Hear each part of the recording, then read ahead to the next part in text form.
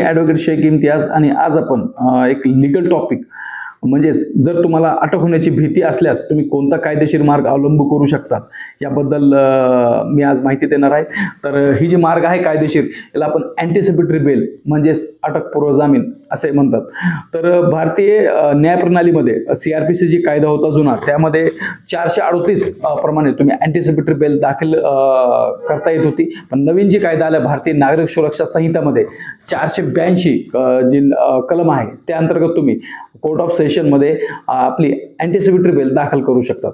या anticipatory bell च्या माध्यमातून तुम्ही स्वतःला अटक होण्यापासून वाचवू शकतात। जर आणि अँटिसिपेटरी बेल केव्हा दाखल करता येते ज्यावेळेस तुम्हाला असं वाटत असेल की पोलीस आता तुम्हाला अटक करणार आहे किंवा त्या गुन्ह्यामध्ये तुमची अटक होण्याची शक्यता असेल आणि जी FIR तुमच्यावर करण्यात आलेली आहे ती FIR खोटे स्वरूपात तुमच्यावर गुन्हे दाखल करण्यात आलेले असेल, खोटे मनगढ स्वरूपाची FIR तुमच्या विरोधात देण्यात आलेली असेल आणि तुम्हाला कोणतेही पॉलिटिशियन किंवा पॉलिटिकल इंटरफेअरन्स किंवा इतर विरोधक तुमच्या विरुद्ध प्लॅनिंगनं एक खोटी FIR पोलीस स्टेशन मध्ये दाखल करून तुम्हाला अटक करण्यासाठी पोलीस तुम्हाला अटक करण्यासाठी येत असेल त्यावेळेस तुम्ही अँटिसिपेटरी बेल म्हणजेच अटकपूर्व जामीन दाखल करून स्वतःला अटक होण्यापासून वाचवू शकता।